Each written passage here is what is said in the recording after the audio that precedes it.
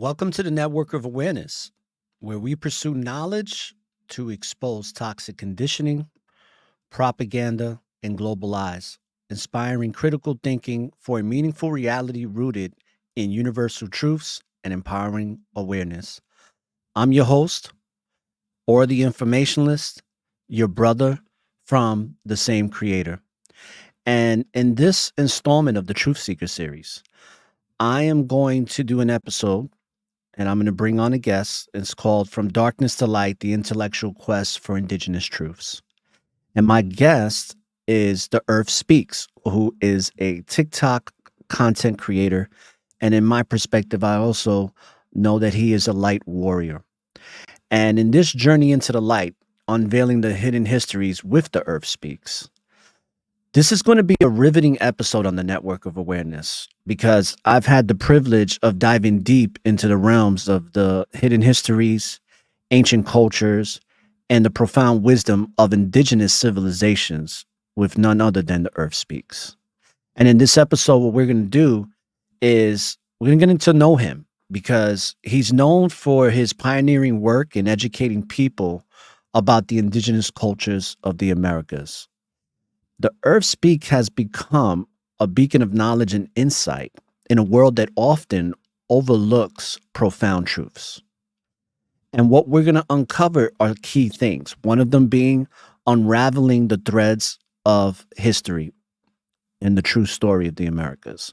Our discussion is going to kick off with the compelling narrative that the modern history may not be as we know it.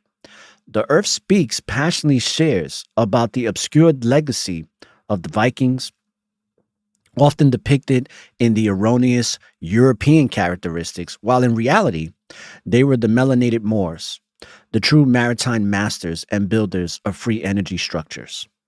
This revelation sets the tone for a discourse that challenges the conventional narrative and invites you to look deeper into the past and also into yourself. We're also going to cover the linguistic key called Kananinigan.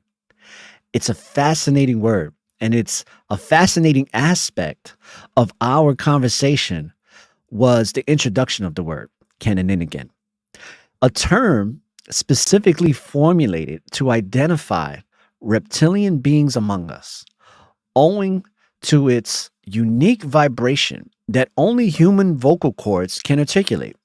This term, developed by the Atlantean priests, served as a safe guard against those who sought to deceive humanity at those times and even today. We're also going to cover King Philip's War, a forgotten chapter. The Earth Speaks, this illuminated but yet crucial overlooked chapter of American history where King Philip's War, revealing the mass enslavement of the Native Americans and their subsequent global dispersal, so to speak. This narrative starkly contrasts with the common portrayal of indigenous peoples and serves as a testament to their resilience and enduring spirit. And I'm here to tell you that I'm one of them. Now, trapping into our ancient self. This is something that, tapping into our ancient self is something that is really going to be focused on in the Network of Awareness episode with The Earth Speaks. One of the most empowering messages from our discussion was the encouragement to reconnect with our inner universe. The Earth Speaks urged us to heed that something within us that guides our intuition and critical thinking. It's called to rediscover our own paths, harness our ancestral knowledge, and embrace the wisdom that has been carried through the ages. We're also going to talk about the welcoming of this enlightening age of Aquarius. Our journey with The Earth Speaks concludes with a hopeful glimpse into the future. As we discuss the dawning of the age of Aquarius, this new era promises enlightenment, advancement, and a return to the principles that once made ancient civilizations great. It's also an invitation to participate in this reawakening of humanity's greatest potential.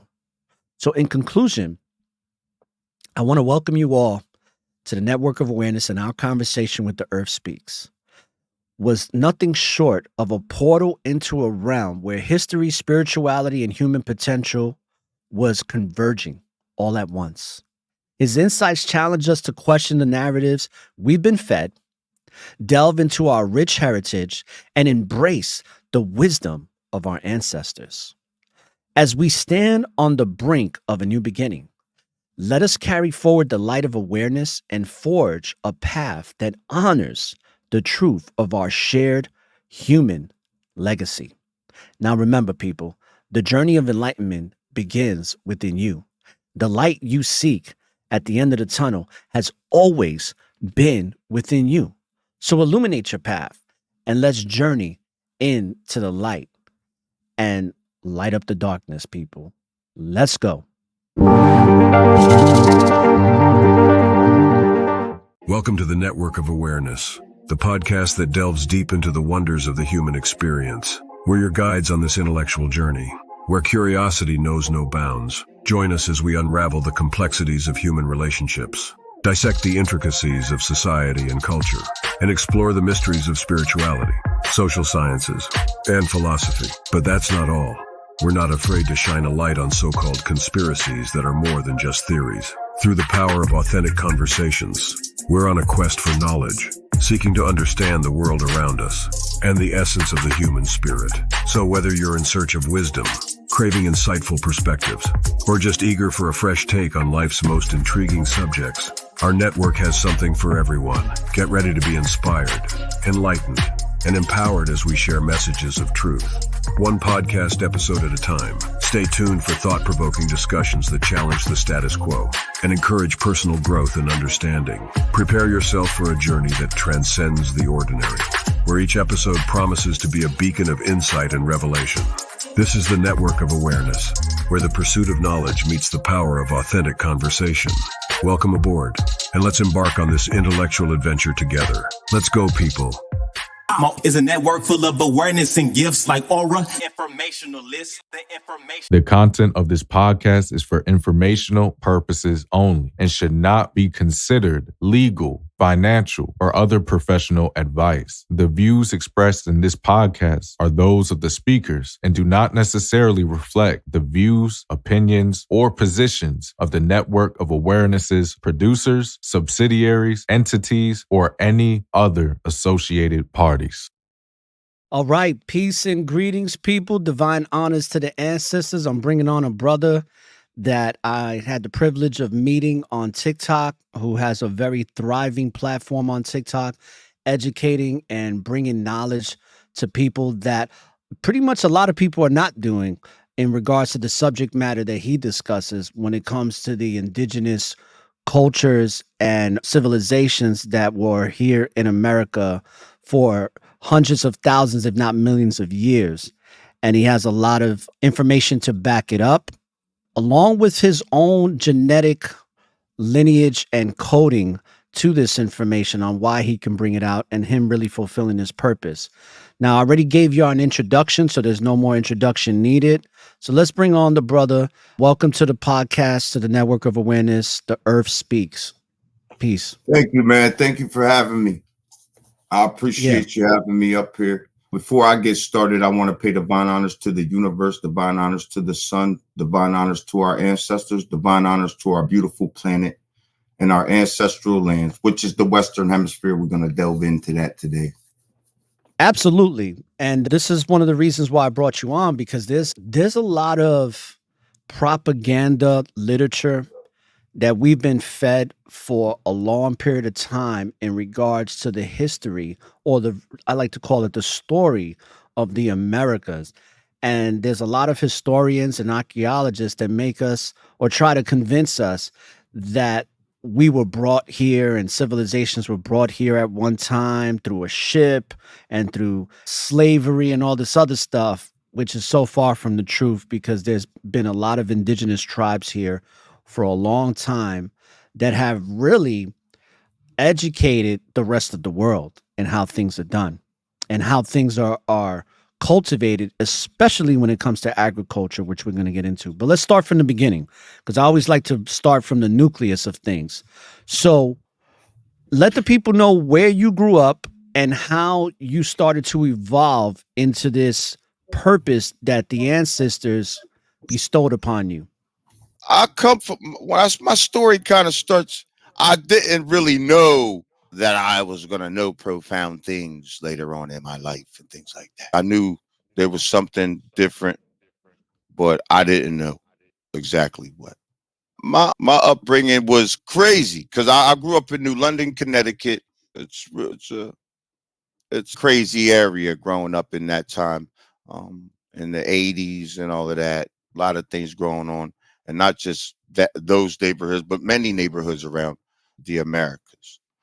But I grew up in Connecticut, and I moved around a lot as a child, so I got to really learn. And I didn't just move from one town to the next. We moved from from one state to another state, so I kind of got to learn uh, cultures of people and a lot of different people. So it was like my journey looking back, I could see that it was conditioned me for what I'm doing. So I know exactly what you mean, Irf. I grew up in the Bronx in the 80s and 90s and being around different cultures and how that can have an influence on your mind at a young age. And in my personal experiences, I've gone through certain supernatural experiences as a kid that was letting me know what was destined for me in the future. So I want to ask you that. Was there anything that you experienced that kind of let you know that you was going to be doing this type of work? I never really had a clue about that I would be doing this. I knew that I looked at things different, and I knew that my moral compass was higher than other people's. Like I knew that I wasn't willing to compromise myself in ways that most people, 90%, I'll say, of my friends were. And I just wasn't willing to do that in that way. So I knew that about myself. But further than that, I had no idea till later on. Were you raised in any type of religious belief and did you adapt to that or did you was against it? Yeah, I was raised So Christian. was I. Yeah, same old going to Bible study and all of that stuff. But I had questions as a child. And as I got older, I realized that wasn't me questioning it. It was the actual universe, the energy inside myself questioning it, even at that young age. Interesting. Yeah. Cause I remember when I first had to go to confession, being raised in the Catholic Christian religion. I remember telling the nun, I was like, I'm not going to go confess my sins to a man that I know sins way more than me. And nobody taught me that. I just knew that. I was like, if I'm Yeah, going to talk to the God, I'm going to talk to God directly. I don't need no yeah. man to be a buffer. I just didn't. And I never understood why, if God is all knowing, then why did He create people, and why would people go to heaven or hell? It didn't make sense to me, even as a child. If you knew everything, who was going to heaven or hell before you created everyone, why are you creating the people who's going to hell? Like, it don't make sense. right, exactly. And then, of course, we found out that the whole concept of hell was brought into religion later down the line anday. Just let you Sure, know it's a it's a fear man-made based. idea. Yeah, Right. fear-based control tactic. So when did you really start coming into this information where you decided, you know what, I'm gonna start traveling to these places. I'm gonna start looking into this. Because I know that for those that don't know who he is, when you start following him on TikTok, he does talk about some of the things that he's gone through where, we lose some of our friends. I know some of my friends got murdered and lost their lives for a bunch of different reasons. And you've gone through that same path where some of the people that you started out with are no longer here, but you are. And when was that first beginning process of you being like, okay, I'm not going to be doing this stuff no more. I'm going to start focusing on this. When did that happen? It all really happened when my brother passed away. He was 10 months older than me. They say that's Irish twins or whatever. But yeah, we were really close. So when he passed away, my other brother went to jail. He's doing time for doing 25 years.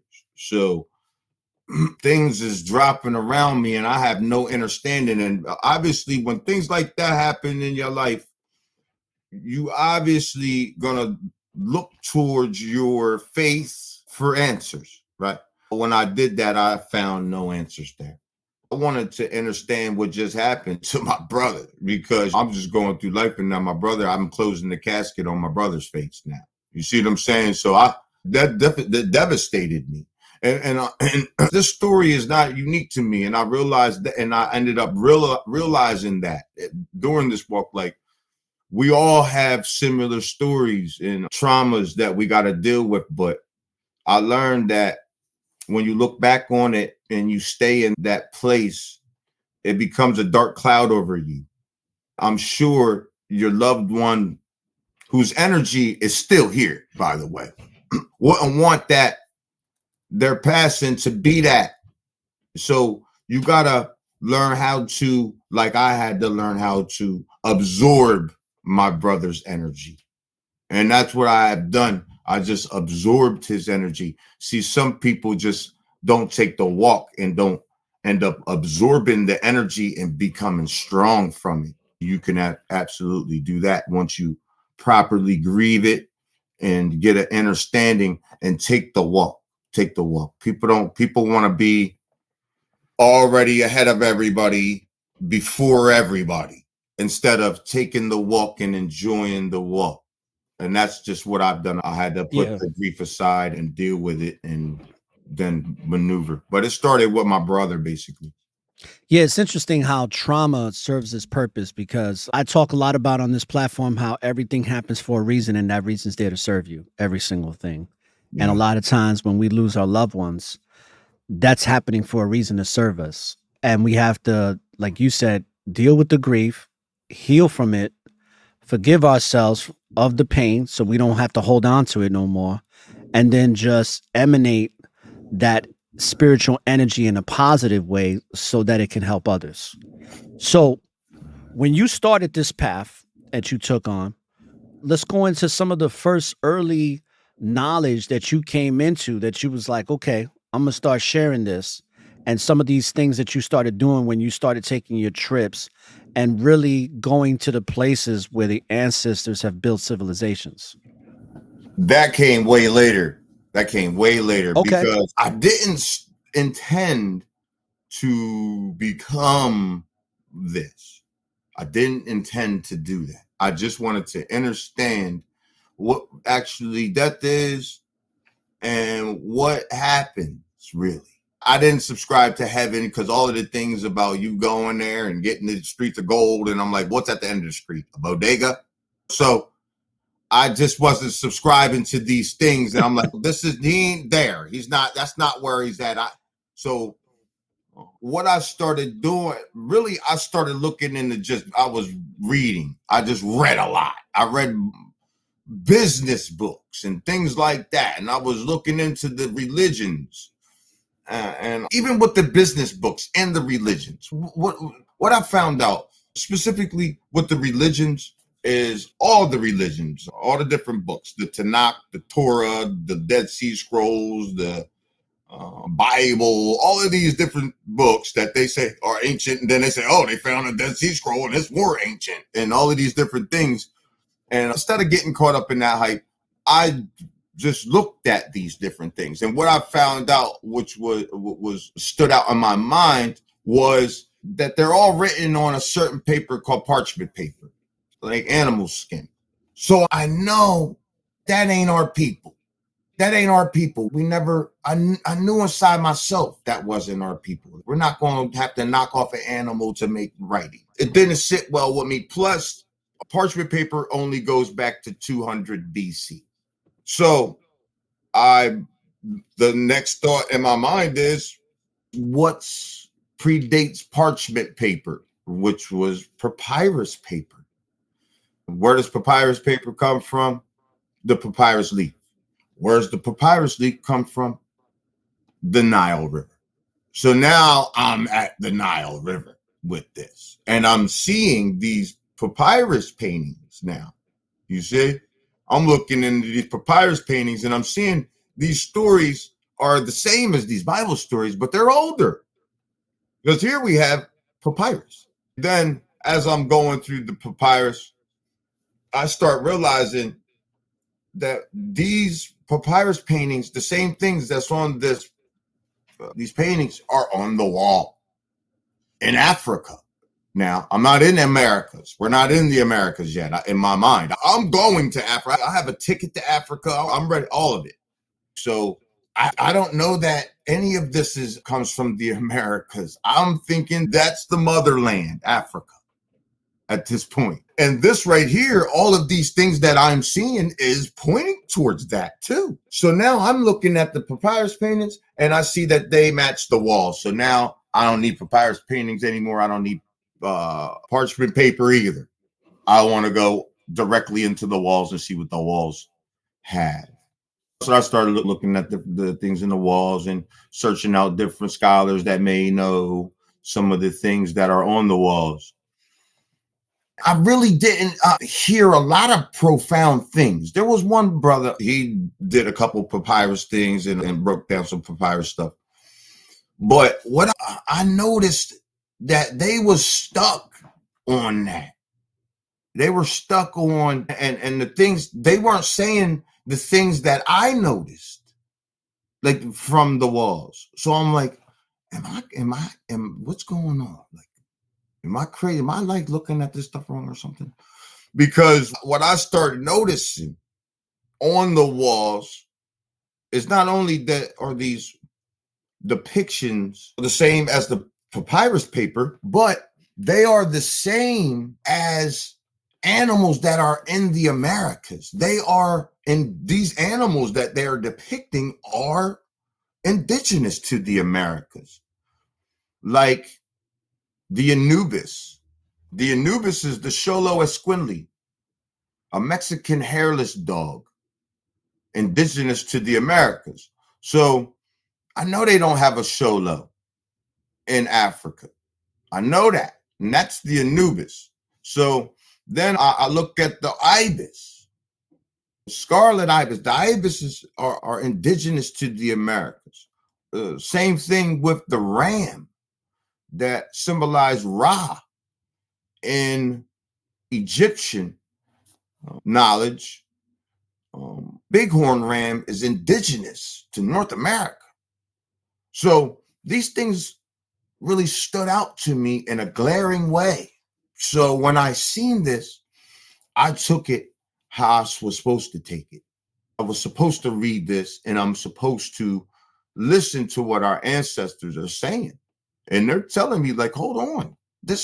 We went over there and showed depictions of the old world and told the stories of the old world over there through these hieroglyphics. And that's what they were telling me. So then I start searching a little more, listening to different scholars on the African Kemetic science, they were calling it. And I'm listening to them, and they speak on and I'm looking at the hieroglyphics, and they're speaking on a land called Tameri, and they say that they're from these lands. This is where they're from, and even in the so-called Egyptian legends and stories, they say that their ancestors showed up on the Nile River. They showed up there, so there wasn't. Their antiquity doesn't come from there. They came there. They were foreign to that land. They were different than all the other people. And that's our people are certainly different than all the other people. One thing I've realized now that I'm older and in my studies since I was young, because I've gravitated to a lot of lies in my studies. There's things that I thought were true. Then later down the line, I'm like, I got to break that cognitive dissonance because I'm being shown that what I thought to be true is a lie. It's no different from the slavery story where it says all these people were brought here on a boat. But then when you look at the docket, there's only a few people where most of the melanated people that were enslaved were here already. And they were in these tribes that they call Indians and all that and throughout the Caribbean. What's interesting and what I found out, and this is one of the reasons why I really started watching your channel, is because I've realized that everything, especially from the European perspective, if it's coming from a European book, if it's coming from a European documentary, you bet yourself that whatever they're showing you, the truth is the opposite of what they're showing you every single time. It's almost like if you take what they're showing you and you just flip it upside down, then you get the truth right then and there with Yeah. everything. And I mean Yeah. everything. So that's why I'm like, even with, I remember talking to you about this briefly. I think I put it in the chat at the time. In Borican, the island of Borican in Puerto Rico, they have a frog called the coqui. That frog is only indigenous to that place. You can't find that frog in South America, and you can't find it in Africa. You can't even find it in the Eastern world. It is specifically on that island. So you have a lot of these different species of animals that can only be found in the Western Hemisphere, right? Absolutely. But they're going to tell you that a lot of these animals originated in Africa because the storyline is that Africa is the motherland. That's the realization that I came to. And it's no disrespect to Africa because there's a lot of things that come from there. But when it comes to the narrative, to keep you dumbed down and to keep you really away, when I look at it from this perspective too, this is one of the only lands that's been heavily conquered and exploited, besides certain parts of Africa for their gold or diamonds and stuff. But when you want to talk about a land being exploited for everything, this is the place. That's why when it comes to agriculture, and let's get into agriculture because this is huge. I want you to break down to the people how this whole concept of the pineal gland pine cone thing that's being held in the hands of a lot of these hieroglyphics is not the actual representation of the pineal gland. It has nothing to do with an acorn. Let them know what the true understanding of that is. Sure. And just to piggyback off of what you were talking about with the animals, Africa also doesn't have the big snakes also. They don't have them. Anaconda or anything like that. They don't have those kind of animals, man. That's how it can't be a motherland. So same thing with the horse originates in the Americas and in its antiquity. It's the size of a fox. And then they say evolves into the horse, but something the size of a fox that has paws doesn't evolve into something that has hoofs that turns into a full-blown workhorse animal that's huge. I'm glad you brought that up. Engineering in ancient times. And everybody knows that the ancients were more advanced than us. So of course they were doing these things. They always act, no way they did this. They were using sticks. Obviously, they just learned how to build fire and stuff, right? These things don't make sense because they take you back to a European mind frame because they were in those times. They were doing the Neanderthal. Right. That's while you were doing that, Europeans, so-called white people, when you were doing that, we had already been here for hundreds of millions of years and had built pyramids on top of pyramids on top of other pyramids. Right. I'm glad you brought that up, brother, because it goes back to what I was saying. It's the narrative that's being given. And you and I discussed this about our children, is that you give it like 20, 30 years and the whole entire new generation doesn't know anything about what happened 30 years ago, right? When we talked about the hip hop thing with our kids. Right. But I'm glad you brought up that, because what's the narrative that they teach us in history books? That the Spaniards and the Europeans and the Italians and the English came with their horses and that our people was in awe of them. Like, oh my God, look at these horses. They must be gods and all of this other stuff. That's the narrative. Okay. What that was, they brought war horses. They specifically bred war horses. So we didn't use things like that. We weren't trying to conquer. There were people who came here doing that. See, we used the rubber ball games like basketball court. That's why it's called a court, because we held court there. If you wanted this part of the river for the next year, the next cycle, the next year cycle into the next spring, you had to go to court for it. If you was, you know what I mean? If you had a dispute about it, or if there was a marriage and she was supposed to marry him and now they're arguing, and okay, you get your team together, and that's where the rubber ball games come in. You see what I'm saying? Because we're the ones that originate the rubber ball games. But we didn't we weren't doing all that. We were just dominant people. So we didn't prey on the weak. We weren't like that. See, they were starving and we had everything. You know what I mean? So we just beat it. Right. Yeah. It just goes back to showing that spiritual harmony, because I remember when I came into the knowledge that the Declaration of Independence and the Constitution was not written by English so-called white men. They had the tribes write those laws up for them, because they asked the tribes, how is it that you have all these different tribes, but y'all can all come together to agree to disagree and stay in harmony amongst each other? And they gave them the universal principles that they follow. And then they said, oh, we wrote this Constitution, and they didn't write anything. They wasn't creative enough to have that understanding, because they were the true savages. And it's not to be, I want to make this very clear on the network of awareness. It's not to disrespect people that classify themselves as white people or Caucasians. We're just giving you a history lesson of what really manifested during those times, opposed to the narrative story. I'm glad you brought up about the horses and the war horses, because a lot of people think, and you and I discussed this in the past too, about how they think that when they came over here, that automatically they just ruled us and conquered us real quick, which is so far from the truth. If you could break that down too. That's horrible. They came here because they knew this was the richest. When they say Mansa Musa was the richest person on the planet, that is laughable. That's laughable. We had the richest lands on the planet, still do today. When they came here, we had 250,000 rivers, or that we created the Ogeechee River, like the Gullah Geechee, right? They said they're from Africa. They're not from Africa. How are they from Africa when they're named from the Ogeechee River? The Ogeechee River is a man-made river. It dumps into the Atlantic Ocean, right? But it's tapped from a natural spring. And it runs all the way through Georgia into the Atlantic Ocean, which is a salt body of water, excuse me. But the Ogeechee River is a fresh water river. So that is a man-made river that the Geechee people made themselves.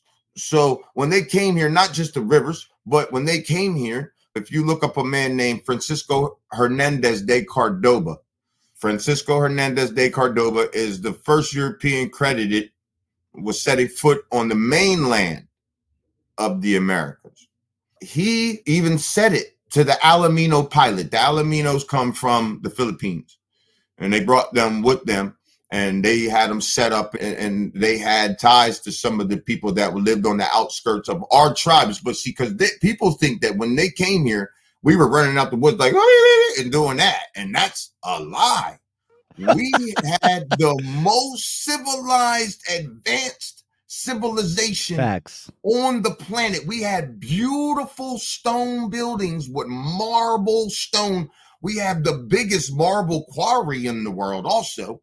But we have so many buildings of stone, and we didn't tear down trees to do it. It was all stone buildings. And they used these wars, British American War, Civil War, all of these different wars, to blow up those buildings and tear down. Those are all free energy buildings, by the way. They left a lot of them down in Mexico when we left out of there. We was kicking their ass down there. And that's what a lot of people don't know, that the Aztecs are the so-called Black Americans. That is us down there rocking their socks.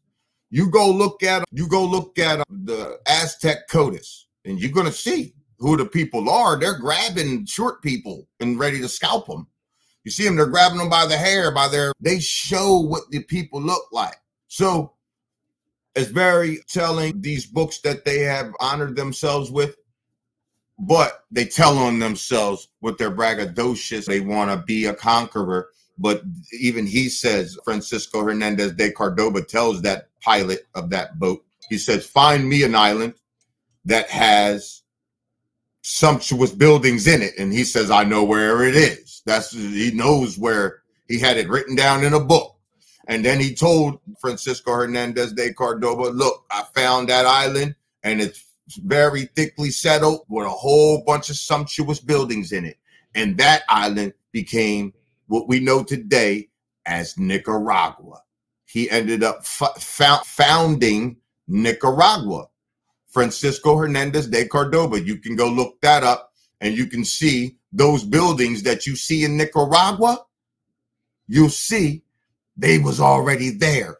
You can look at a book that he wrote called The Conquest of the Yucatan, written by Francisco Hernandez de Cordoba. And he tells you right in there.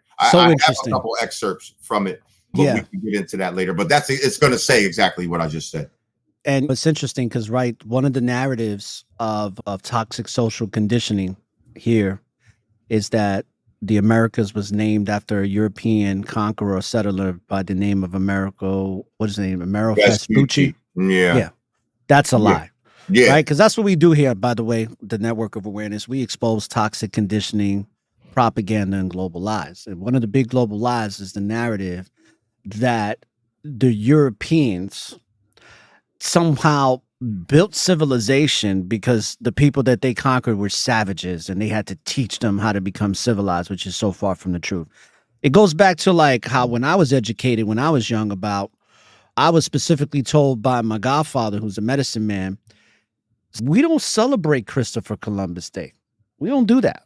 That's celebrating the massacre of our people. Yeah. And also Thanksgiving. So what I found out is that I don't know if it was Ponce de Leon, I forget, or if it was Christopher Colon, because that was his name. His name was not Columbus. Christopher Colon or Ponce de Leon that named the island of Borica in Puerto Rico, which is the doorway to riches. Because they came there and they was like, yo, they got gold, they got bananas, guava, mango, sugar. They got everything over there in this one little island. It was amazing. And that's where the whole fountain of youth comes from, by the way, with the alkaline water. Because alkaline water, it strengthens your red and white blood cells and helps you to age slower. That's where the fountain of youth came from. It was just alkaline water, but they called it the fountain of youth. But let's segue into exposing some more of these lies. Where would you like to start off with when it comes to, do you want to go into the Sumerian? Let's deal with this. Amerigo's Vespucci. Let's do that. His name was not Amerigo. It was Abadigo. His name was Abadigo. And he got together with a dude named Walshmuller. Is famous for this map that they started messing with the maps is what they did. These lands were called by the ancient Egyptians Tameri, and they were called Tamericans. If you take the T off of Tamericans, you get American. You see that? So that's where that comes from. Tameri, like take the T again away, it's America or American or Khan. You see, Khan means king. It was the Amaru. See, that's what the Olmec were called. The Amaru, the Shi, the Tuttle Shi, Maru Khan. You see, Amaru is the serpent. It was the Kundalini energy. That's what Amaru means. If you ask just any, say, white person, they say, you American? They said, yeah, I'm American. I'm patriotic. Oh, yeah? Okay, what does American mean? And they don't know, but that's what it means. The Amaru Khan. Yes. The serpent Khan is the feathered serpent. That's what that is. When you see a feathered serpent, then you know that's the Amaru Khan. That's the actual name of the Americas and where it comes from. Yeah, you dropping bombs on them today. That's why I wanted to bring you on here, because a lot of people are what I consider somewhat spiritually lazy when it comes to understanding where they come from and who they are. Mm-hmm. And it's important that we understand this information. So he's dropping bombs. Let's drop a bomb on them. Yeah, absolutely. Subsequently, the Tuttle Shi or Shi Maru, as they're known today, or you might know as the Olmec, were renamed when they came here again to the Powhatan Indian, Pocahontas, and all of that. Right. Yes. Yeah, that's how a lot of my family looks in Puerto Rico.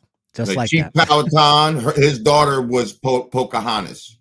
And so now that we've covered that, go into what we were discussing before we went into the some of the history of the Europeans trying to manipulate the narrative of the story of the world. But let's talk about this whole concept of the pineal gland being this cone that they show at the Vatican, and how this cone that you see these ancient beings holding in their hands represents the pineal gland, but it actually represents Kemet and the study of agriculture and how agriculture began and how all the purpose that it serves.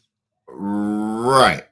The thing is, what I don't understand for the life of me is what makes people think that people who just got on the planet a few thousand years ago and just started learning how to do a light bulb on their own a couple hundred years ago are going to be able to decipher ancient things like that come from people that have been on the planet for hundreds of millions of years.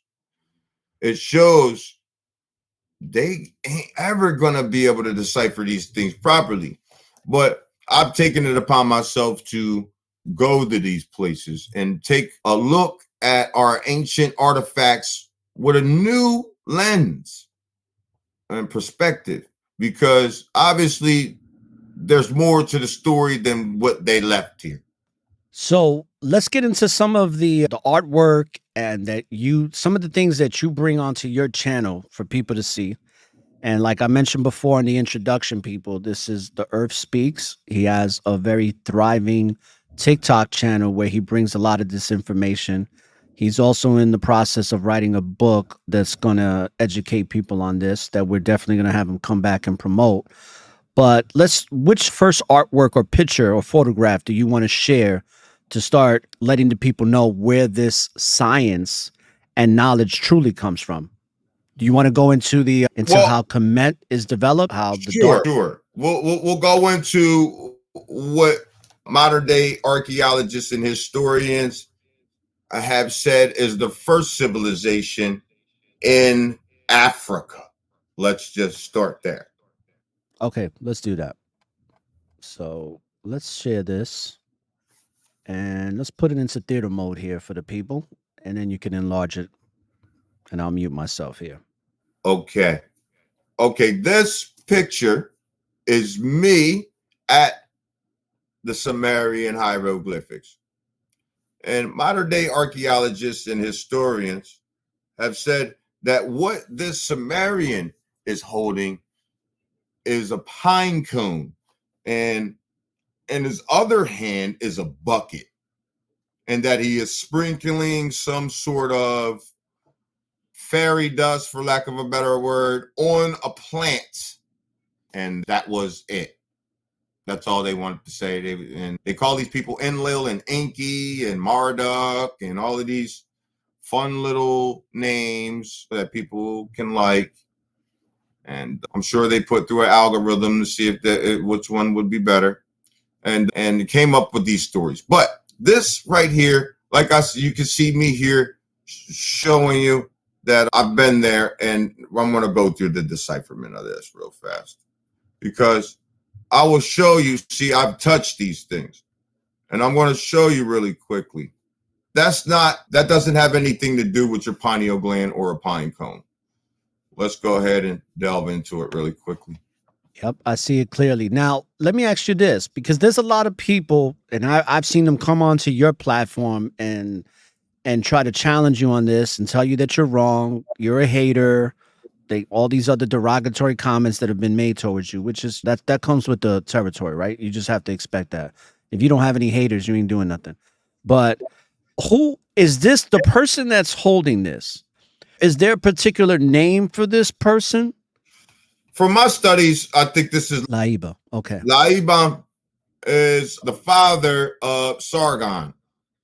Okay. Sargon, translated Sar, means king. Gon means Cain. So King Cain, at the Cain, from Cain and Abel. Right. Laiba is Adam. So these people are the plant angels, but that's a whole nother study. I ain't going to have time to get into that. Yeah, of course not. I just wanted to ask that question because I wanted you to just give some type of of a narrative of where these names derive from and these people, opposed to the narrative that's been given by others and who these people are when breaking down these hieroglyphs. Were their original names? I have yet to discover their original names. Was it Cain or I can't say. But what I can say is that these people come from the Americas. They don't come from Africa. So let's talk about what this process is right now and what he actually is holding in his hand, opposed to the narrative of the pineal gland. Sure. You can see right here in this depiction that is not a pineal gland or a pine cone. It looks certainly like maize, like he's picking the ear of maize. But what could substantiate that's exactly what he's doing? And it would be this right here. You see him picking that maize there. But then when you zoom in on these features here, you see here in this area to the left of the screen right here, you'll see squash and a bean pod right here. Beans, maize, squash, and beans. I want to interject on something real quick, just to Sure. prove this to be true, just from my looking at this with my spiritual eyes and then connecting it with the physical experience here, is that what do our people still eat till present day on this side of the Western Hemisphere? We eat That's right. beans. We eat. If you look at all the cultures in the Americas, beans is like part of everybody's diet. Beans, Yes. right? Yep. Yep. So I want to put that out there. But go ahead, continue with this whole process of what really ancient Kemet is all about. And you see right here, maize, squash, and beans, ladies and gentlemen, is called the milpa planting system. And it is indigenous to the America. Maize provides the stalk for the beans to grow up. The beans provide the nitrogen to the soil. The squash provide the leafy cover so the insects and the birds don't destroy this. And it holds the moisture to this Three Sisters trio. What he's trying to show you is how to turn your terra firma into terra preta. You see, if you just plant maize, you'll get the terra firma or the hard lands. When you plant the milpa that Sumerian is showing you, you get the terra preta or the black lands or Kemet. He's actually teaching you the ancient technique to make Kemet, the black earth, the black lands. It's interesting that runs all throughout the Americas and the Caribs, that type of system, correct? Absolutely. Right. And that's him bringing this technology, because that's the beginning of chemistry. The plant root systems were everything. Fertile soil, right? You can't have civilization without it, can you? You can't. And I like how you said that's what chemistry is, because what I'm learning too, and a lot of other people have told me this, is that when you start going into the etymology of words, you start to see where words and their meaning really come from, especially when it comes to the Americas and the systems that were established here hundreds of thousands of years ago. Absolutely. But as you can see here, these are the wings on these brothers right here, ancestors. They are cultivating that crop, right? This is the plant angels, Sennacheribs. The Sennacheribs, Senna means plant, cherub means angel. So that's what they're doing here. They're planting. They're showing you how to do these things. If you want to unshare me, I'll pull up. Let me see if I can. Okay, let's do that real quick. Sure. So while you're pulling that up, I also want to discuss. Did you take me down? Yeah, I took the sharing screen down, so we're good on that. Let's also, when you share your next screen, I want to segue into how we got into this dark cycle, because a lot of people, not just on my platform, but I've had these questions, and many other I've seen had these questions. So if we were so advanced in our understanding spiritually and technologically, How did it all come to an end? How did we come into this what I believe is that we already had the apocalyptic stage. Like people talk about the end times and revelations. I don't believe none of that stuff because from my study, I feel like the apocalyptic times already came here. That's part of the dark cycle we're in, where Yes.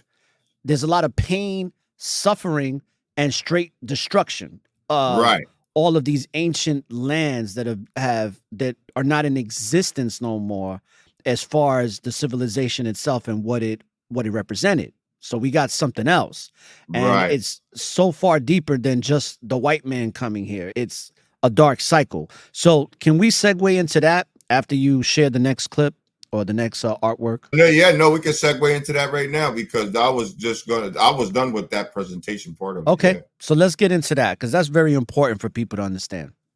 Sure. See, we are connected to everybody. There's a lot of people, flat earthers and all this other people that don't agree with how the planet moves, but the planet does move. For the people out there, everybody talks about the law of attraction, right? But what they don't know is that's a secondary law for all you people that think that the earth is sitting still. The law of attraction is a secondary law. The law of vibration is the primary law on this planet. That means even if something looks like it's sitting still, it is moving. Everything is in motion. That is the law of vibration, period. So this planet is moving, and it moves like this, like a frequency. In the beginning, it was only the frequency. That's it, nothing else, right? Before there was matter, it was that frequency. And that's what the planet is stuck in. If you ever seen, they got a machine that will hold a drop of water in that frequency and suspend it in air. There's many people that have seen that. That's what the planet is. We're stuck in the frequency, not a firmament. It's a frequency. We're stuck in that, right? But your pineal gland reads that light and dark cycle, how it moves. There's a light and dark cycle on this planet. So when we fall into the dark cycle, we don't remember anything, nothing, until we come out of the dark cycle, which we're doing now, right? And we get the new cycle, which becomes a light cycle. And then we're able to build pyramids and different things, earthworks, many things, stars. You look in Emerald Tablet 4, it'll talk about how we built the stars and how all the races of men built it from around the universe. Yeah, when was the last dark cycle established? Like, when did it start? When did we start going into a dark cycle from the end of the last light cycle? There was no start. So how does that work? There ain't no I know you said beginning. how it's in the There was no vibration of really things. beginning. The vibration is it's hard to explain and make people understand, but they're really the same thing happened then, it happened now. So there ain't no difference. It's the same time and space. It's happening at the same time. But it has nothing to do with curses. This is what I'm No. getting to. Okay, because there's a lot of religious people that are like, oh, we're suffering, like how you have a lot of Hebrew Israelites and Christians saying, oh, our people were enslaved because we weren't following the commandments and the laws and statutes, and that's why these things happen. It was like a form of punishment. They're trying to keep you enslaved, saying that. Exactly. That just keeps you on a low vibration because then you start operating in the low frequencies of the chakra, like guilt and self-doubt, and like you're experiencing something because you're not good enough or you're a sinner and all these other. There's something you did. There's something you did to deserve it. Nah. And it's all bullshit philosophy, if you ask me. It's all bullshit philosophy. It's just every civilization, they say the Maya, they say it was a thriving civilization and then it went into ruin. The Olmec, nobody knows what happened. They went extinct and it went into ruin. And that's why, because of the light and dark cycle.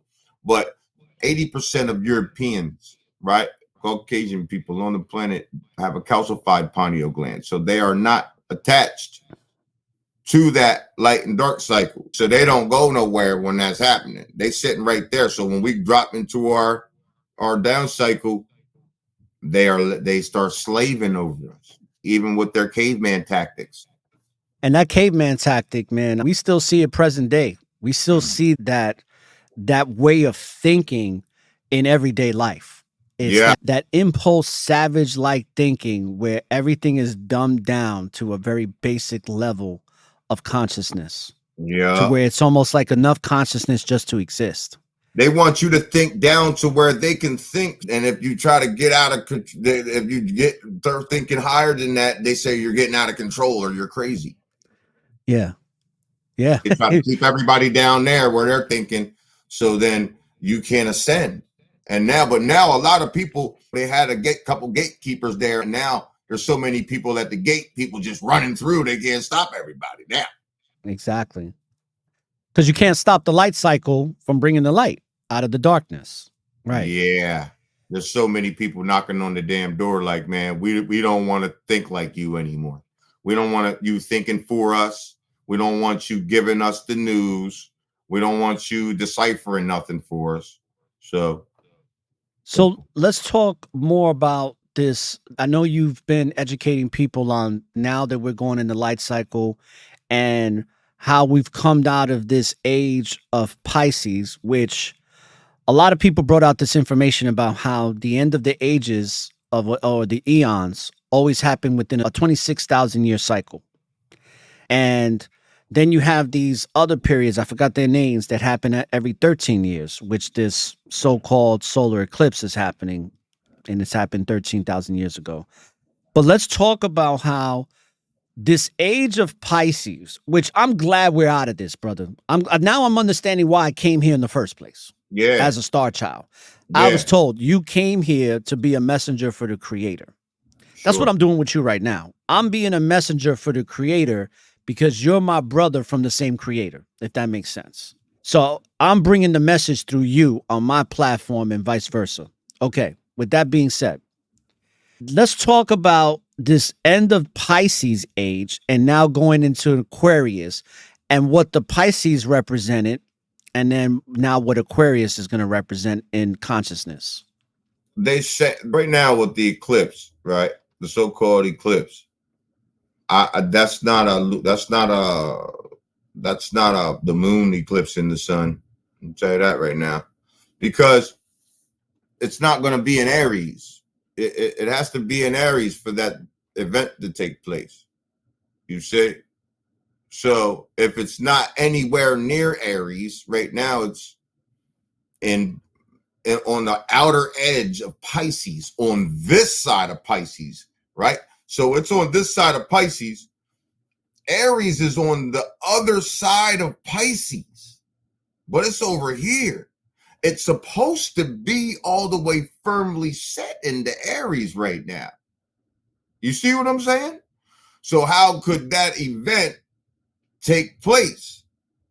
If that's a lunar eclipse, if that's a solar eclipse, the moon eclipsing the sun, right? How could that be the moon doing that? That's why every time they're telling you something, it's the opposite. It's always the opposite. It's something that's far different from what they're trying to explain to you or what they're trying to bring out in the commercial media. Yeah, it's not. I don't think it's the moon. I'll say that. I don't know how far you want me to go on that situation. It may be Nibiru. We can go into it. It may be Nibiru. The thing is, that's what I was thinking. I was just saying this yesterday. I said it could be Nibiru because that's what's been prophesized for a long time now. And a lot of people have been sleeping on that.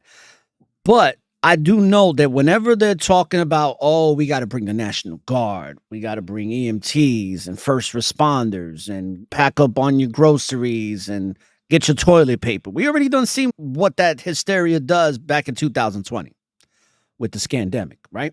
So here we go again. And it's this fear-mongering tactic to keep us distracted from what's really going to happen with us, because that's what they do with their religions, is they get you to try to look for the creator God outside of yourself.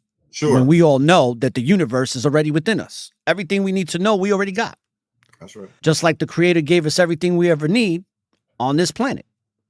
So now that we're going into this, I want to see if you could just discuss what Aquarius actually represent, like this age that we're now being enlightened and raising up our consciousness.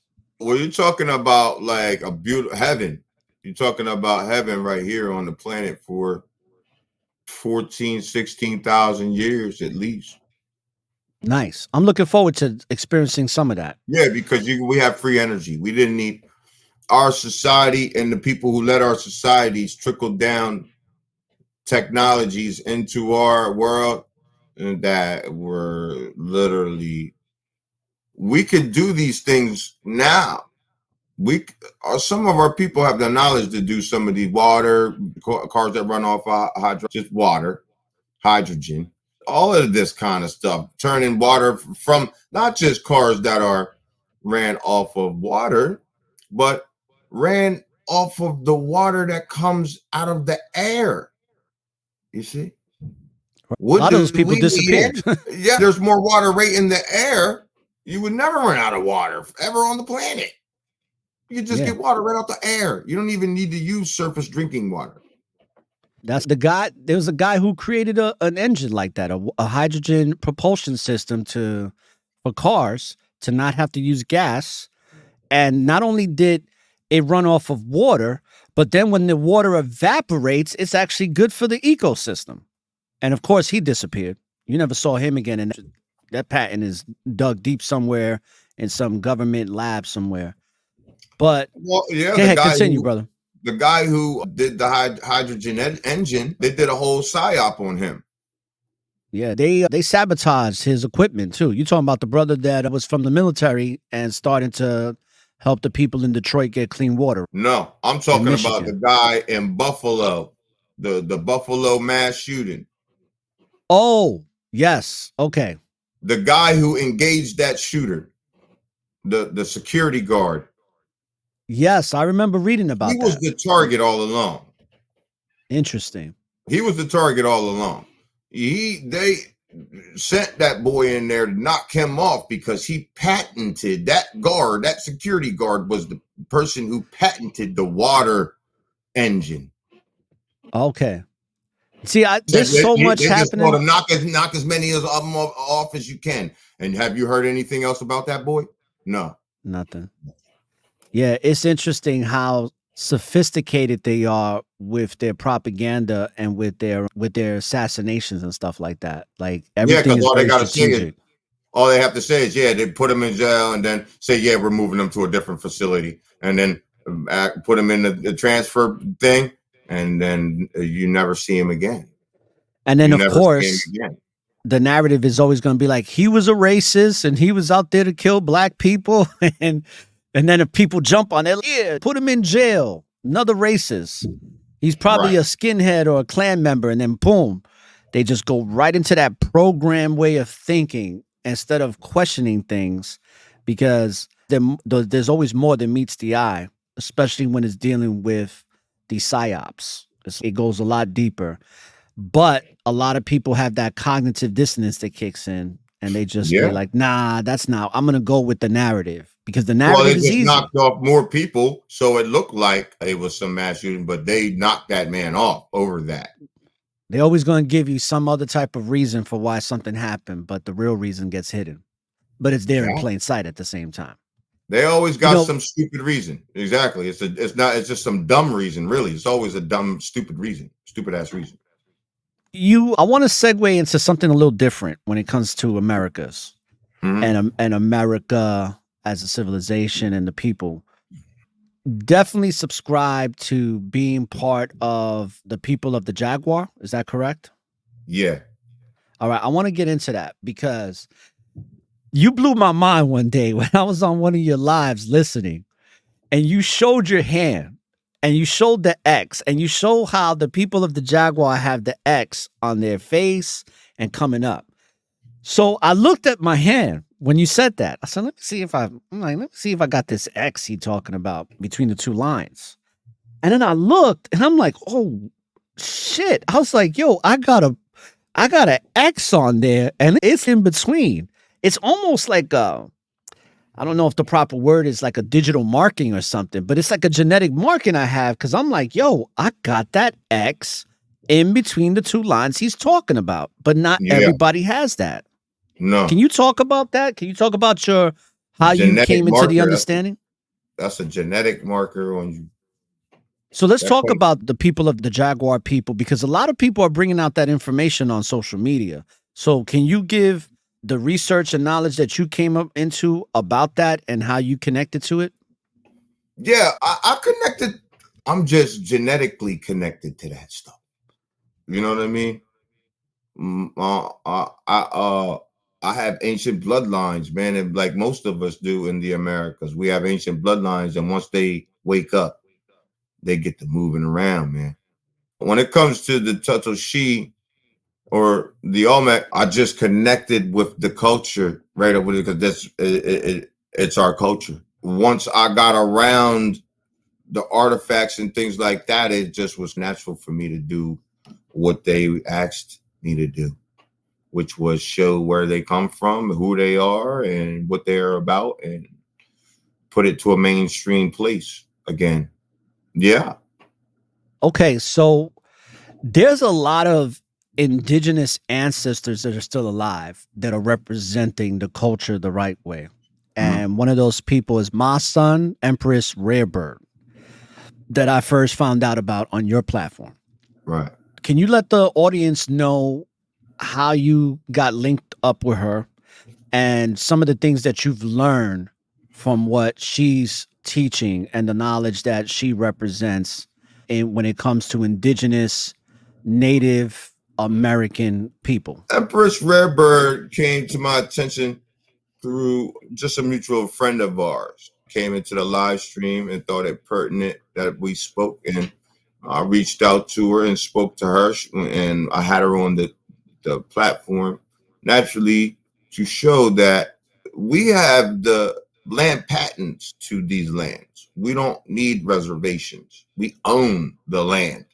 A reservation and a land patent is two different things.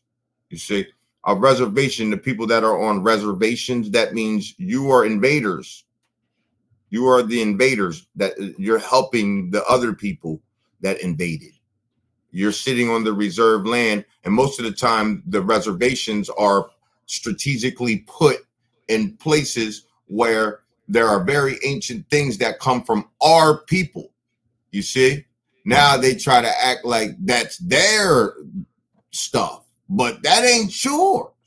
It's time for all the different races of people to stop pretending and stop acting like you did things that you didn't do, that are not your thing. Time for you to stop doing that now. Time for you to start honoring the people who did it. Because once you do that, you honoring only yourself and you disrespecting the people who actually made these things. So, is besides that, is there anything that you can share that you learned from Empress Rarebird in some of the things that she's brought out? Empress Rarebird, you'll learn a lot of things about, she knows a lot about the paperwork side of things. She took the walk, and like that path is not an easy path to take. You see what I'm saying? Right. She's a spirituality. She's got both. You know what I mean? I really don't delve into the paperwork side of things like that, like her and Rod Hayes and everybody else. I don't do that. I'm more of the ancient cosmic thought plane kind of person. But she's definitely an interesting person you can definitely learn from, and she has a very deep bag of knowledge. Definitely. Yeah. Of course, I'm running my own streams and things like this, and she's got a lot going on. So I haven't had a lot of time to speak with her lately, but the time I did get to speak with her, definitely learned a lot. I want to start getting into what are some of the things that you feel are pertinent and important to bring out right now for my audience to get an understanding and an understanding of that we have yet to cover up to present moment. Okay, if you want to, for this, like just a novice person who's really just getting into this and don't know anything about these things, I would start at King Philip's War. I would say go there, and then you will understand that the people that they call so-called Black Americans and Puerto Ricans and these people, they're indigenous people. They're the indigenous people they here. You see what I'm saying? Everything starts off with melanated people. I mean, it's just genetics. It's not. Nobody has to be racist about it or feel anything, because nobody had a problem when it was the white folks thinking, or these whoever thinking things can come from a recessive gene pool when they can't. But Yeah, because even with the Caribs, man, people don't understand that Dominicans, Cubans, the Bahamas, Trinidad, Haiti, everywhere. Haitians, all of these people are from they're indigenous to the Americas. And when you Yes. look at the cultures, you can see, especially when it comes to agriculture and food, everything is similar. It just has different names, maybe a little texture, a little difference in texture, a little difference in the way things are fried or breaded or put together with a different name. But then it's all very similar. And also when it's interesting how you were showing the different headdresses and the attire and the apparel of our people, and they try to always equate that to Egypt. But it's these people were dressing like that here in the Americas for a long time. And you see it's not deer skin or animal skins either. That it's not animal skins or deer skins and things like this, then you see these things are cotton. They're using cotton, right? They're using different fabrics, right? Cotton only grows wild in the Americas. Only grows wild in the Americas. So how did the rest of the world even get clothes? Makes a lot of sense, right? I mean, it's pretty simple. Oh, before I forget, let's also talk about this too, because this is something I'm glad I just remembered. How did you come to this word, Kinaninigan? Because you ask certain people, you say, first thing you say is, I want you to say two words. Yes. And then you say, I want you to say Kinaninigan. And then Right. if they can't say it, how do you know there's some type of so-called reptilian or some type of draconian being?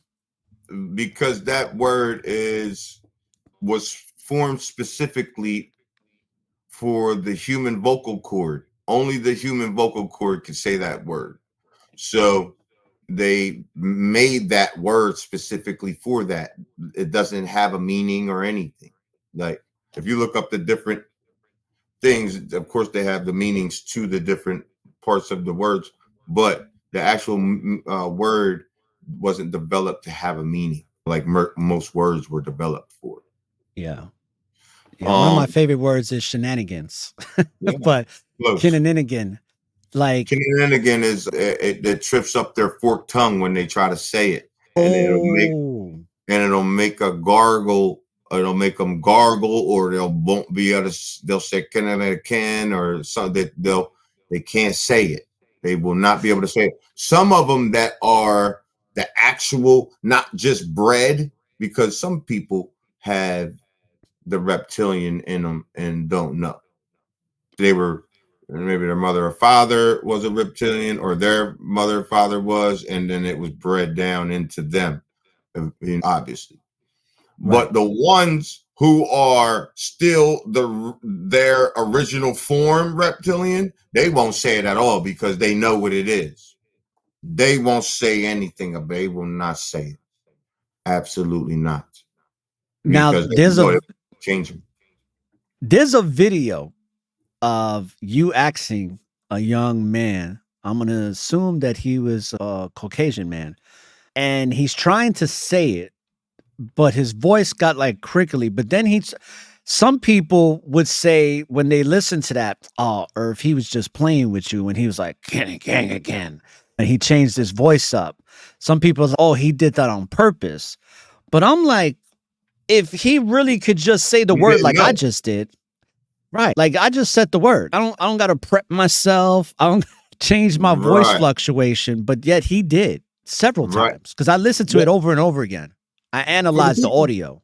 Right. For people who say that, oh, he was messing around. How was he messing around when he didn't know what the word did? He didn't know that No one knew what the word would do. Right. He certainly didn't know. That was the first live stream that I put it out there on. I said, I'm just going to try it on the live stream. And that live stream was nuts, because when they heard it, when you hear a person say and they can't say it and they do the gargle like that, you can feel it in your chest, the fear, because when you feel something in your chest, you can feel fear, right? So you can feel it. You're like, oh my God, when the first time you hear it. So he didn't know that's what that would do to him. This dude had no idea what I was doing. So he wasn't messing around with me. He had no idea. Now, what people established that word to basically identify these reptiles? The Atlantean priestesses. Does See, Atlanteans come from Atlan, North and South America, and Mu. That was all one, that was called Atlan. This is where all the priests and priestesses lived at, on that island, on their own. You see what I'm saying? That's why they called them the gods, and they lived on Mount Olympus and all of these different things. That's where they lived at, on Atlantis. They developed that word because so the people knew that they weren't being ruled by reptiles. They would come out one time a year and say that word to all in front of all the people, so everybody knew that their king was still their own kind. Now, let me throw this at you, because as you're explaining, this is the way my mind works, and I'm putting things together. Is it because the reptilians figured out how to vibrate on a frequency where their skin can morph to look like the people of the day, like they're still doing today? And this was just a safety mechanism or precaution to basically be like, listen, they're walking among us, so let's do this so we can identify who they are, because a lot of them look like us, but they're not us. Is that accurate? That's what that is. And when children would go missing and things like that, because that's what they do. Till present day. Yes, still today. We would go through all of the town and everybody had to say the word. Like, it was a very serious thing. It wasn't something that we played around with or anything like that. Very interesting. Can you explain to the people why the land of Mu is underwater now? Why is it not still above ground? Okay, yes, because the light and dark cycle, what happens, you can find that out in the Emerald Tablets. Just read from 1 through 3, and it tells you exactly what happened. Isn't it interesting? Isn't it interesting how the Emerald Tablets is becoming very prominent in culture these days? How this thing has been around for what? Is it over 38,000 years or so? Or something like that? What's that? But the Emerald Tablets, how it's becoming now part of our culture, where a lot of people are talking about it. Like, all of a sudden, right? It's just now becoming something that's mainstream and trending now. Yeah. Does that have to do with the light cycle? Yeah, because there's a lot of people waking up and they realize that those tablets are real. They're not something that's fake, and they had to put it out there because it has to be out there as part of they have to escape karma. So they have to put it out there and then make you not be able to see it. See, they don't make themselves into something. They just have a veil where you can't see them. They have they're dark magicians. Yeah, it has something to do with the vibration, right? The frequency that they're vibrating on within this three-dimensional plane. As long as they can make you vibrate there, you can't see them. Very interesting. I'm glad that this is all coming out, though, because it's time. It's like this dark cycle has really been lasting for a pretty long time, and it's time we have a change of consciousness, because I feel like we live in a very kind of bloody, malevolent culture right now, or we have been. Yeah, it's just real savage, and it's become the norm, man. I feel like that's how drill music came about. Let's give them the most ignorant, dumbed down, low vibrational music that we can possibly muster up that just brings nothing but death and destruction. And he's like, all right, let's Right. do this drill music. Exactly. Things I had asked you before I went into the Kinnininigan thing. What's something that you would like to educate the people on and let them know about that we have yet to cover up to this point? King Philip's War, you'll see that the colonial settlers, England, start fighting with our people. And you'll see that natives were enslaved in mass numbers. Now, if you ask one of these modern day native so-called Native Americans, you say, yo, were you ever enslaved? They'll say, no, we own slaves. Okay, then you're not the people then. You're not the people. You're not the indigenous people that was here. Because in King Philip's War, you got the Native Americans were enslaved in mass numbers and taken from North America and shipped all over the world, shipped down to Barbados, shipped to Boudica, shipped to Algiers, North Africa, Jamaica, everywhere, shipped off of these lands. Also, people have a huge misconception about this Underground Railroad that happened in the 1800s, right? They don't realize what that was, man. They ended up taking 4 million indigenous people from the Americas and putting them on boats and starting Liberia in Africa. You see? That happened at the same time. If you look at those dates and correlate them together, you'll see that is the same time frame when they did the Underground Railroad. They were siphoning people from Middle America into the coast and shipping them into Africa, and then usurping, bringing in white folks from Europe and the Slavs, the slaves, because the word slave comes from the Slavic people, not black folks from the Americas. Certainly not. That's right. The Slavics are the slaves, and they brought 12 million of them into Ellis Island. That is the true story of the slaves. But we got to remember the Slavic people. Have you ever heard of a Slavic person named Johnson? Last name Johnson? No. What about Washington? No. Or any of these American names, and they say that black folks got these names from white folks. So that shows you that's a whole lie. They just usurped these names, came here, gave these people their lands, gave them their houses, gave them their paperwork, and now you're John Smith. If you look at a movie called, a lot of people familiar with The Godfather, when he comes off that boat, they give him a name right in the movie. They give him a name. Y'all Slavic people's names ain't John, Smith and Johnson and all that. Your last names is Guldenstamm and all of that Guldentan. So I don't know what it is, but it's not these names, these surnames that are from the Americas. That also tells you that also, by the way, people say, oh, what do you mean? Those are English names. No, English begins in the Americas. English starts here. Right here in the Americas. That's fact. Is that where how it derives from Anglo-Saxon? Is that accurate? They do an Anglicization of English and make it their own, and they make it a spell binding. They start doing spell binding with it. Yeah, there's a lot of that going on these days.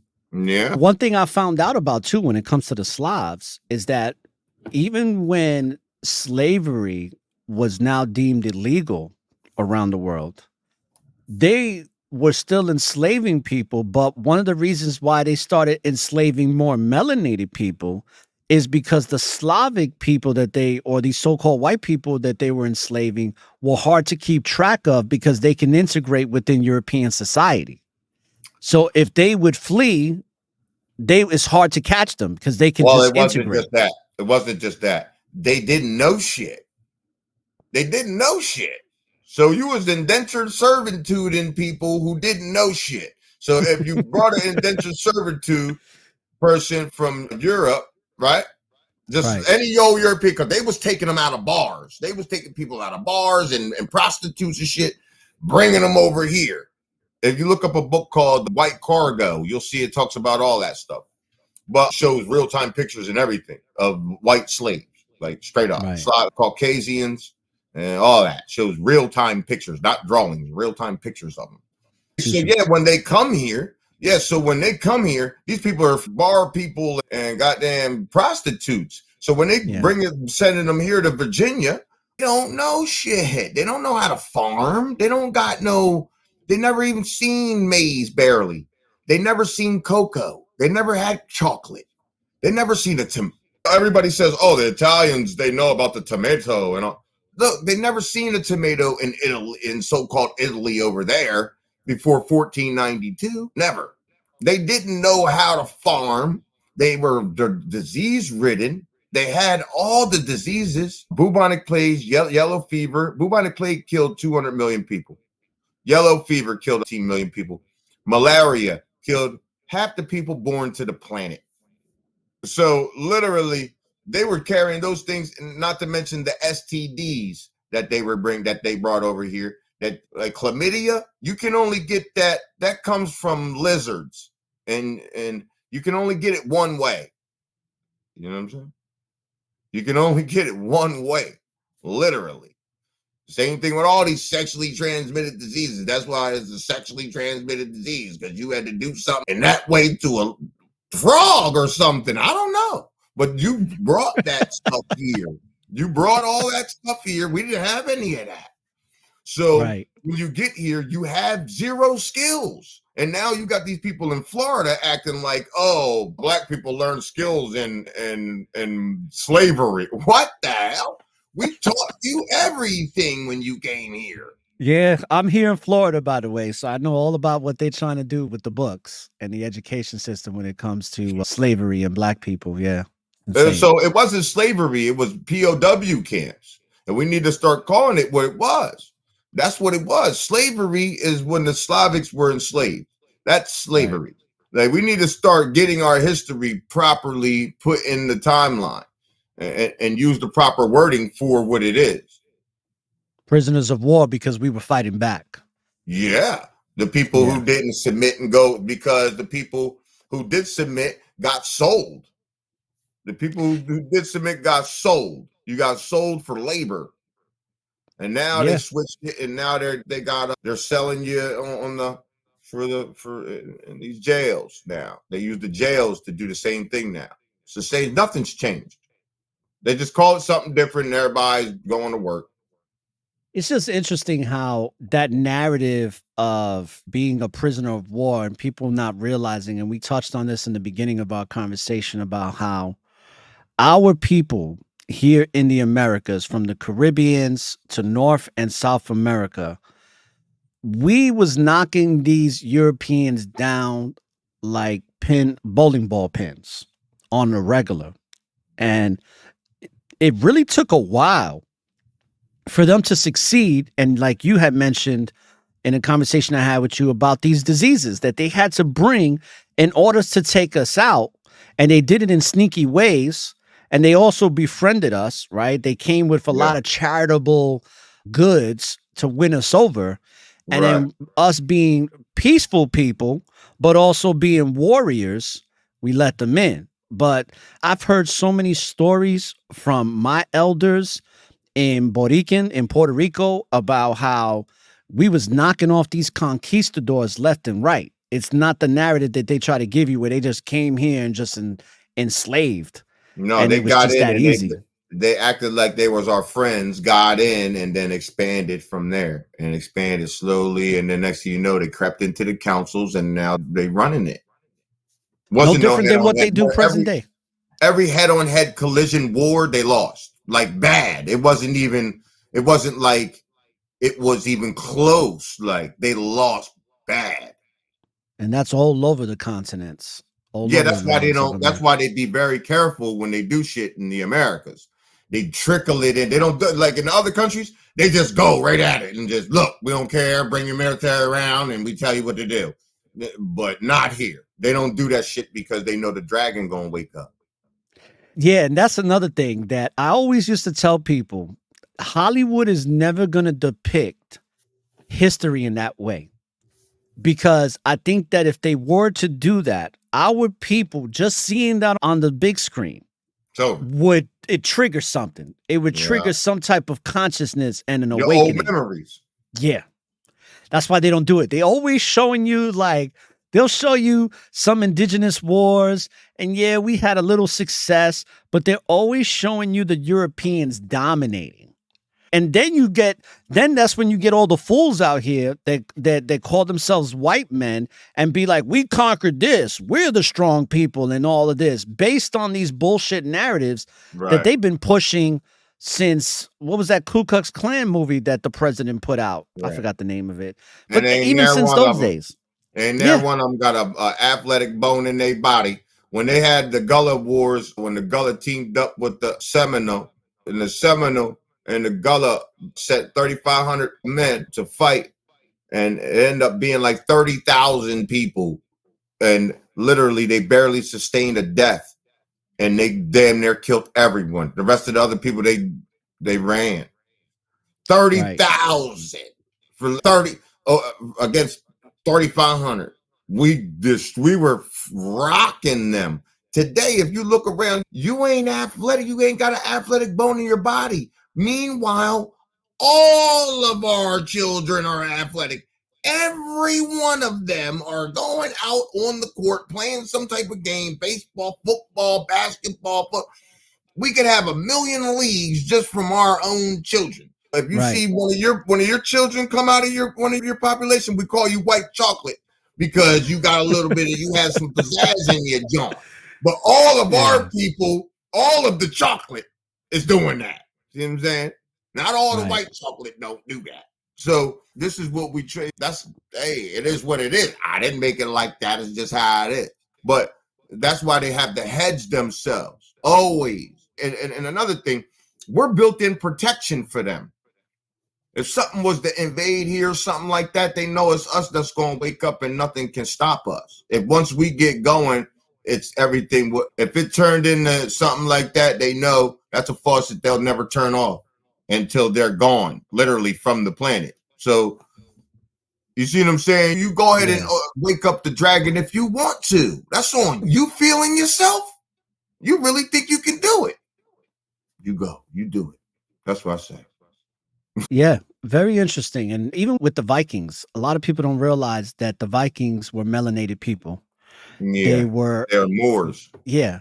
But you try to tell that to a person in this country, and you try to tell them that the Vikings were these people that get depicted in Hollywood, like the show Vikings, which I think is a good show because the Celtic people have a really good history. The barbarians, they have a very rich history in the way they came up. But the narrative is that the Viking was this so-called pale-faced, blue-eyed, blonde hair man, which in actuality...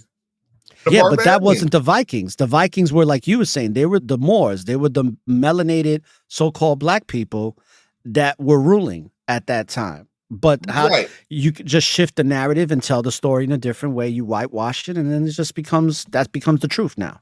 Sure, but the Vikings are the Barbary is the same thing as the Tartary. See, people get that when they say barbarians, they think a white dude with a beard. But the barbarians is the Barbary, is the other end of the Tartary, or the Tartarian is the barbarian. And those people are melanated people who make free energy buildings. Literally, it's not some unsophisticated type of people. No. These are, and they're not white folks. So look, white folks weren't doing nothing until just recently on the planet. I'm talking about not even 1,000 years ago where you guys barely walking up straight. So you got civilized by the Moors. Then they started messing with your women. They started messing with your women. Then they started naturally coming in to the thing. And then now the men are coming around, and now men are being around, but they're civilizing you in that way. They started messing with those women. Some of them started getting crazy with that, and they started messing with the women. And then Next thing you know, the men was allowed to come around because they got brothers and this, that, and the third. And boom, next thing you know, that built from there. And now you got a society of mixed people that are being civilized by the Moors. And now they use them as pawns. And that's what they was trying to do because they knew that they was real savage people. So they used them to warmonger. So when they say the Vikings during these times, all these, when they came to the Americas, and it's still today, they use maritime law in the Americas. The reason why is because of the natural spring system. People don't know why, but it's all water. You use 75%. 75%. Yes, the whole North America is fresh drinking water. It's fresh water, everything.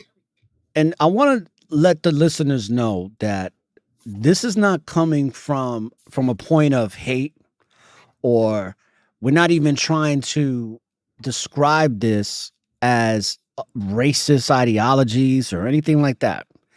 What Earth is bringing to the table is just the history of the world and things that really went down that are well documented. So it just is what it is. So if you're somebody that is getting your feelings hurt, I don't know what to tell you, but also too, just keep in mind, do your research. I think a lot of people, they want to hear this information, but they don't want to actually find it out for themselves, to validate it to themselves. And that's the big problem. So you got to validate, because a lot of books that you mentioned, I'm going to go read those books for my own personal education. Sure. So that I can have that understanding, not just because I heard it from you, Earth, even though I know what you're talking about, I need to find out for myself. Yeah. Right. Because knowledge is not knowledge unless it's applied. And the only way you can apply it is if you learn it, if you experience it for yourself and gain the knowledge for yourself. Can't just be from people telling you. So with that being said, let's wrap things up. What's some of the final words and the things that you want to say for the audience? Because we've covered a lot, and this is definitely not going to be your first or last time coming on here. So what's some of the things you want to just say to the people? I want to say first, take your path, take your own path. You don't need someone else's interpretation. You need to use your critical thought patterns. That's something, right? Everybody has said that in their life. They say, man, that something told me I should have went right. And I went left. And now, look, I'm pulled over or whatever. Or something told me I shouldn't have went over that girl's house, right? That's something. That's you that lived a lot of lifetimes, not just on this planet either. You incarnated in many different places in the cosmos. You learned a lot of things. It's time for you to start listening to that something again.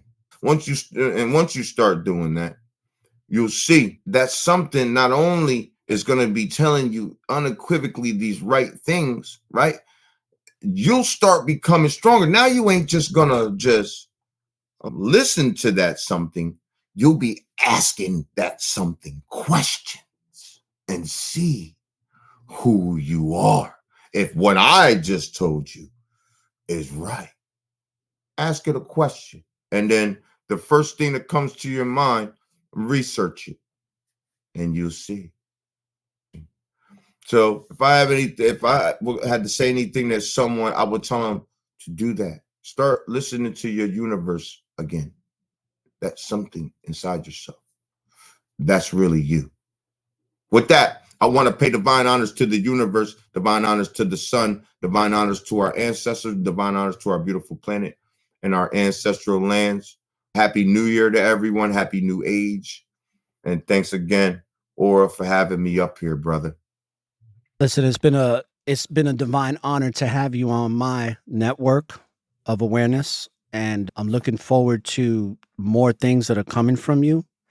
And I also want to say that everything you've brought onto this platform is definitely going to raise the consciousness of those that are ready to receive it and are going to take the advice that you just gave and really do something with that and understand why they're here in the first place, what their purpose is. Because if you're not self-aware, then there's really nothing. Then what are you doing?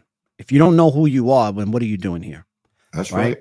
That's right. And for the people that want to learn more about the Earth Speaks, he has a TikTok channel, which is going to be in the description box of the podcast description. So you can go directly to that link and you can follow him, show the brother some love if you're not following him already. And like I always say, when you live in the present, there is always an opportunity for a new beginning. So be present in your life and start that new beginning on whatever it is you're meant to do. And lastly, don't look for the light at the end of the tunnel, because the light is and always will be within you. So light up the tunnel and find your way through the darkness. This is ORRA the Informationalist from the Network of Awareness with the brother Earth Speaks, saying peace, love, and infinite light.